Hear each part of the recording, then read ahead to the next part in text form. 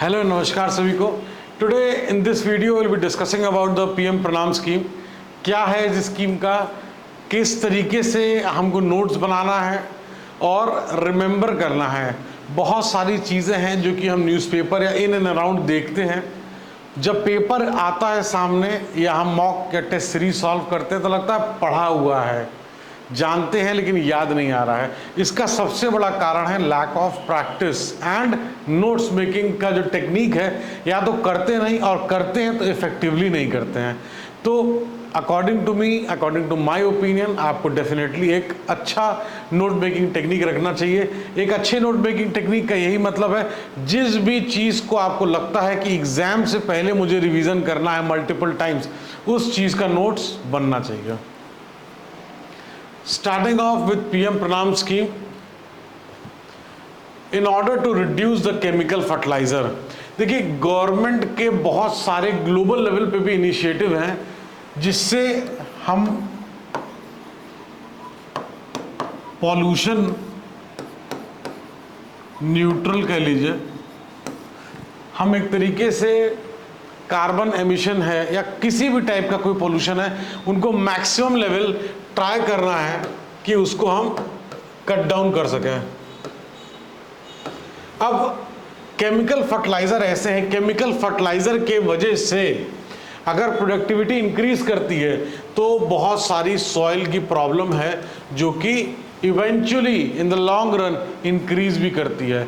Water holding capacity है, बहुत सारी चीज़ें हैं जो कि सॉइल की इफेक्ट होती है। ये केमिकल फर्टिलाइज़र का एक लेवल से ज़्यादा ओवर जो यूटिलाइजेशन होता है वो जब हम करते हैं तो बहुत बड़ी दिक्कत होती है। और ये रिड्यूस करने के लिए इंटेंसिव एक तरीके से प्रोत्साहन जो है गवर्नमेंट देगी। और इसको न्यू स्कीम जिसका नाम पीएम प्रणाम, जिसको हम लोग ने डिस्कस कर रहे हैं, stands for PM prime minister promotion of alternative nutrients for agriculture management योजना, जिसको हम इन शॉर्ट पीएम प्रणाम बोल रहे हैं।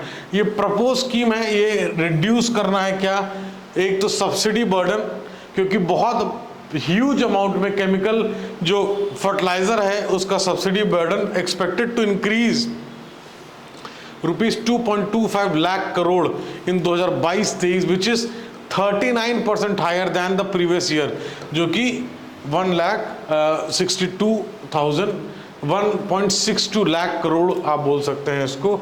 तो सब्सिडी बर्डन एक बहुत बड़ा बर्डन है जो केमिकल फर्टिलाइजर का। केमिकल फर्टिलाइजर को यूज करने के अपने, चाहे वो पोल्यूशन कह लीजिए या सॉइल रिलेटेड जो प्रॉब्लम वो तो है ही है, प्लस जो सब्सिडी बर्डन की बात हो रही है तो वो भी एक बहुत ह्यूज टास्क है। बहुत सारे न्यूट्रिएंट्स हैं, बहुत सारे चीज़ें हैं जो कि इस केमिकल के वजह से प्रोडक्शन को इंक्रीज करने के, उसमें बहुत सारी चीज़ें हैं जो कि लॉस भी होती हैं। पीएम प्रणाम स्कीम की बात करें, which seeks to reduce the use of chemical fertiliser. मैं यहाँ गोले इस तरीके से बनाता हूँ कि अगर कोई भी बच्चा है जो नोट डाउन कर रहा है या स्क्रीनशॉट लेके प्रिंट आउट निकालेगा या नोट डाउन करेगा तो उसके लिए आसान हो कि नोट्स में क्या क्या लिखना है। Seeks to reduce the use of chemical fertiliser, like to reduce the burden on the exchequer. Very important point. ये प्रपोज स्कीम है also in line with the government focus on promoting the balanced use of fertiliser. तो definitely reduce करना और balanced use करना, ताकि हमारे चाहे पर्यावरण की बात करें, एनवायरनमेंट की बात करें, सॉइल की बात करें, वाटर की बात करें, ओवरऑल न्यूट्रिएंट्स को मेंटेन करने की बात करें, वो सारी चीज़ें हो पाए। Alternative fertilizer in last few years, the scheme will not have a separate budget। इस स्कीम के लिए कोई सेपरेट बजट नहीं है। ये क्वेश्चन आ सकता है, नो सेपरेट बजट। इसको फिर फाइनेंस कैसे, इसको पैसे कैसे मिलेंगे? इसको फाइनेंस इसका ऐसे होगा, इसकी जो सेविंग होगी एग्जिस्टिंग फर्टिलाइजर सब्सिडी से, उस पैसे को under the scheme run by the department of fertiliser, उस चीज़ को, उस सेविंग को यूटिलाइज करेंगे, सेविंग को यूटिलाइज करेंगे और इस स्कीम को फंड करेंगे। Government will compare a state increase और reduction in urea in a year average consumption of urea during the last 3 years. तो गवर्नमेंट जो है कंपेयर करेगी कि एवरेज जो यूसेज है यूरिया का वो इंक्रीज कर रहा है कि डिक्रीज कर रहा है। डेटा जो है अवेलेबल है फर्टिलाइजर मिनिस्ट्री डेटा जो डैशबोर्ड है IFMS, जिसका full form integrated fertiliser management system, will be use for this purpose. तो इसका जो डेटा अवेलेबल है कहाँ पे, IFMS। ये जो आजकल जो पोर्टल्स हैं, ये चीज़ जानना जो डेटा का है ये इम्पॉर्टेंट है इसकी फंक्शनिंग के लिए।